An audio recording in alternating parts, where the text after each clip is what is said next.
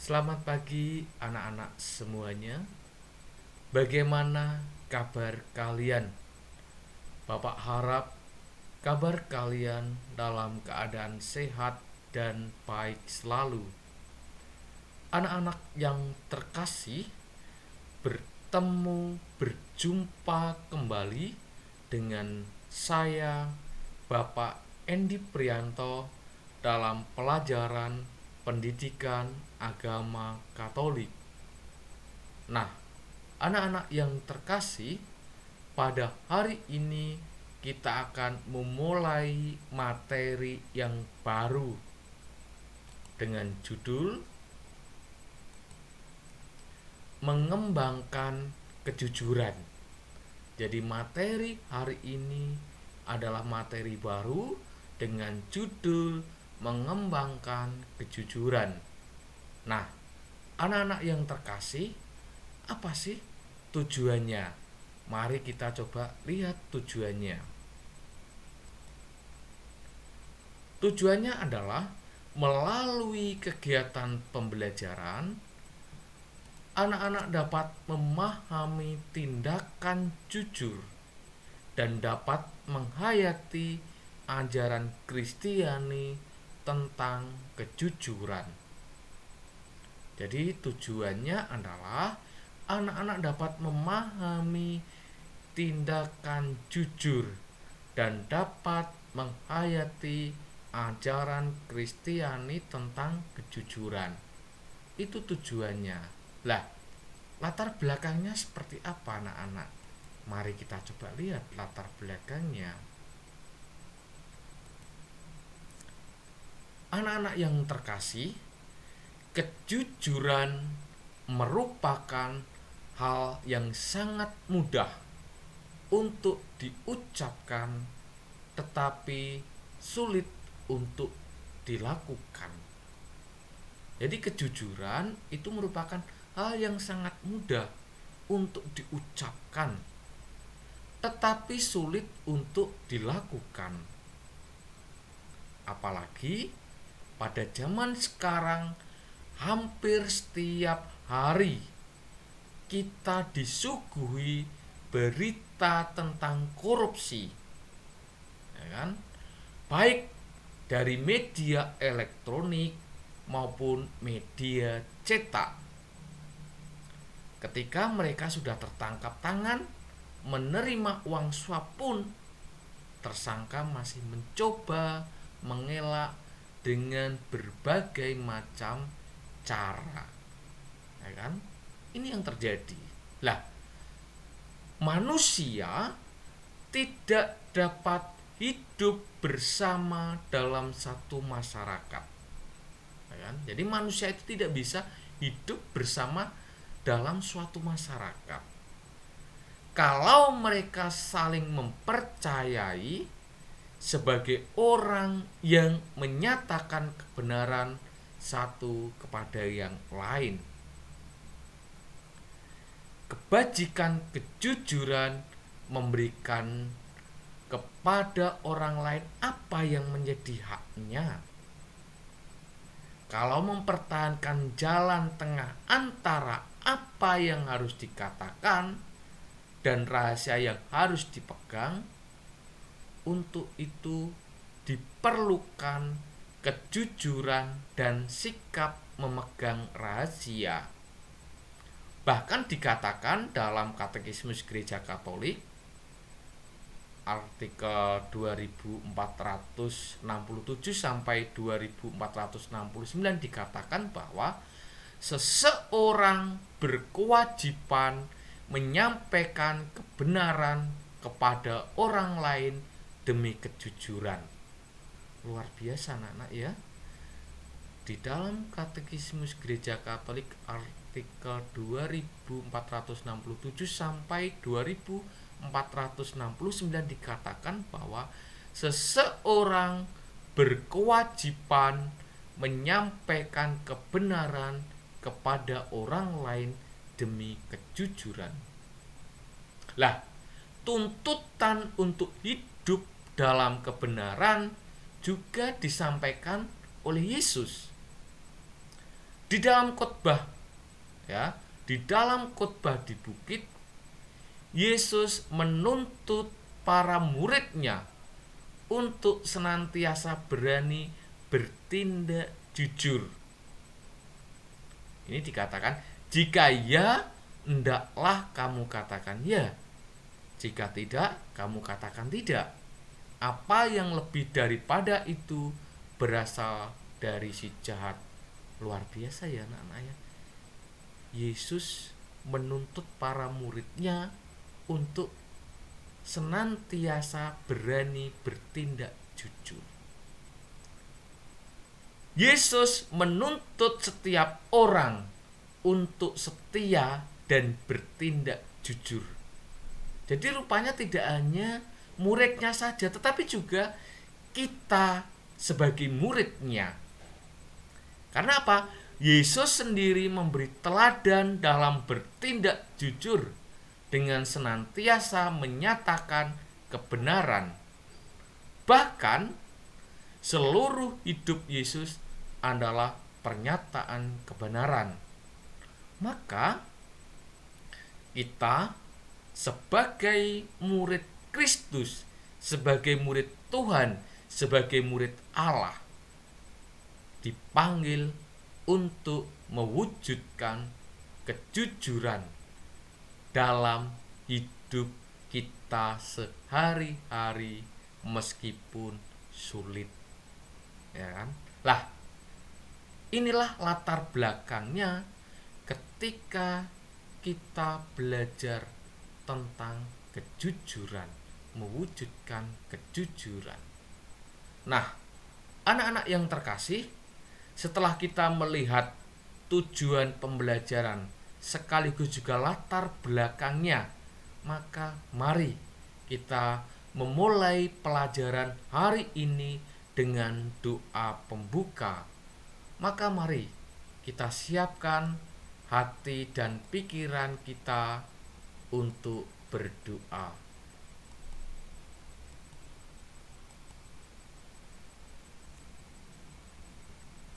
Dalam nama Bapa dan Putra dan Roh Kudus, amin. Allah yang Maha Adil, ajarlah kami untuk dapat memahami makna kejujuran, sehingga kami dapat bertindak jujur dalam kehidupan kami, seperti Engkau sendiri yang senantiasa menyatakan kebenaran. Demi Kristus, Tuhan dan Juru Selamat kami, amin. Santo Fransiskus Xaverius, doakanlah kami, amin. Dalam nama Bapa, Putra dan Roh Kudus, amin.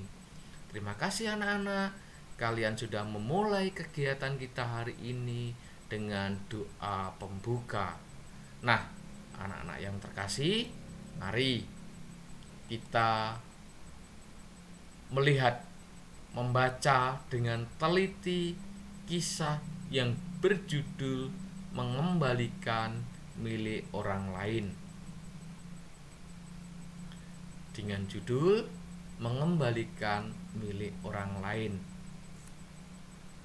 Kalimatnya, ceritanya Bapak bacakan, kalian menyimaknya. Aktor kenamaan Bud Lancaster waktu kecil adalah seorang anak miskin dari kota New York. Ada suatu kenangan yang tak terlupakan di masa itu. Pada suatu hari, ia menemukan uang sebanyak 2.000 US di jalan. Baginya, uang itu sangat banyak. Ia sudah membayangkan untuk membeli barang-barang yang ia rindukan selama ini. Sementara itu, ia melihat seorang nyonya tua yang sangat sederhana datang tergopoh-gopoh dan mencari-cari sesuatu di tempat di mana ia memungut uang tadi. Dengan wajah sedih dan bingung, nyonya tua itu berkata kepadanya, "Anak manis, apakah engkau melihat uang 2020 US di jalan ini?" Saya merasa uang itu terjatuh di sekitar ini. Apa jadinya kalau uang itu tidak kutemukan? Kemudian ibu itu menangis dengan wajah sedih. Uang itu masih tergenggam dalam tangan Bud. Apakah ia harus mengembalikan uang itu? Dan segala keinginannya akan terpupus begitu saja? Hati nurani Bud bergolak. Tapi akhirnya tangannya terulur pada wanita tua itu dan ia berkata dengan mantap, "Ini uangnya Nyonya. Saya telah menemukannya." Dengan tangan gemetar, Nyonya tua itu menerima uangnya, lalu memeluk dan mengecup dahi Bud dengan sangat bahagia. Kemudian setelah menjadi orang yang sangat terkenal, Bud Lancaster bercerita bahwa peristiwa di masa kecil itulah peristiwa yang paling membahagiakan hidupnya. Nah, anak-anak yang terkasih, inilah secuil sebuah cerita ya, tentang mengembalikan milik orang lain. Mungkin bagi orang yang menemukan tadi sangat bahagia, sangat senang ketika menemukan uang sebanyak 20 USD. Senang. Dan pikirannya macam-macam, mau dibelikan ini, itu, dan sebagainya. Bahagia, senang, gembira. Kenapa? Menemukan uang. Tetapi apa yang terjadi? Ternyata orang yang kehilangan, yakni ibu tua tadi, mencari di tempat yang sama. Orang yang menemukan tidak tega ketika seorang ibu yang sedang mencari-cari sementara uangnya masih di dalam genggamannya. Akhirnya dia mengembalikannya uang itu. Dan ternyata orang yang menemukan itu lebih bahagia ketika uang itu dikembalikan daripada uang itu dibelanjakan untuk yang lainnya. Nah, anak-anak yang terkasih, supaya anak-anak dapat memahami isi dari cerita tersebut, sekarang anak-anak buatlah 5 pertanyaan berkaitan dengan cerita tersebut. Ya, jadi anak-anak tugasnya adalah membuat 5 pertanyaan tanpa jawaban. Tentu jawabannya tidak ada di sini. Ya, harapannya jawabannya tidak ada di sini, tetapi lebih mengapa? Mengapa? Contoh misalkan, mengapa sih ya pemuda tadi mengembalikan uang yang sudah ditemukan? Mengapa? Mengapa? Nah, inilah contoh misalkan soal. Tetapi anak-anak silahkan mengembangkan kembali pertanyaan-pertanyaan yang lebih baik. Paham ya anak-anak ya? Oke, baik. Anak-anak yang terkasih, mari kita coba lihat peneguhannya dalam cerita tersebut. Kejujuran merupakan hal yang sangat mudah untuk diucapkan, tetapi sulit untuk dilakukan. Apalagi pada zaman sekarang, hampir setiap hari kita disuguhi berita tentang korupsi, baik itu dari media elektronik maupun media cetak.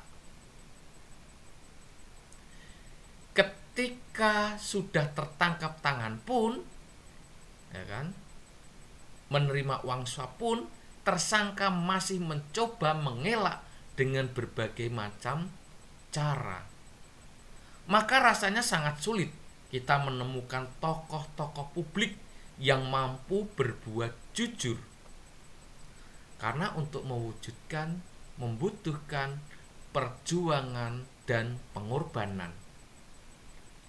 Tindakan Booth dalam cerita kisah tersebut menunjukkan tindakan dan perbuatan jujur karena dia mengembalikan uang yang bukan menjadi haknya. Tindakan jujur, anak-anak, akan mendatangkan ketentraman dan kebahagiaan bagi diri sendiri dan juga bagi orang lain. Ini yang perlu dicatat, ini yang perlu dipegang. Jadi tindakan jujur akan mendatangkan ketentraman dan kebahagiaan baik bagi diri sendiri maupun orang lain. Ya, ini yang penting. Ya, jadi itu. Lah, anak-anak yang terkasih, inilah sampai disinilah materi yang Pak Endi berikan. Pertemuan minggu depan kita akan belajar dari teks kitab suci. Tetapi jangan lupa kerjakan tugas ya untuk membuat 5 pertanyaan dari cerita tersebut. Nah, anak-anak yang terkasih, untuk mengakhiri pelajaran kita hari ini, maka mari kita berdoa agar Tuhan senantiasa membimbing dan memberkati kita semua. Dalam nama Bapa dan Putra dan Roh Kudus, amin. Allah Bapa yang Maha Kasih, Engkau senantiasa mengajarkan kepada kami untuk berbuat dan bertindak jujur. Semoga kami dapat mewujudkannya dalam kehidupan kami sehari-hari, meskipun juga terkadang berat dan sulit untuk mewujudkannya. Demi Kristus, Tuhan dan pengantara kami. Amin. Santo Fransiskus Xaverius, doakanlah kami. Amin. Dalam nama Bapa, Putra, dan Roh Kudus. Amin. Terima kasih anak-anak. Kalian sudah belajar. Jangan lupa kirim foto kegiatan yang sudah Anda kerjakan, bisa lewat Classroom atau lewat WA pribadi Pak Guru. Tetap semangat, jaga kesehatan, Tuhan memberkati. Amin.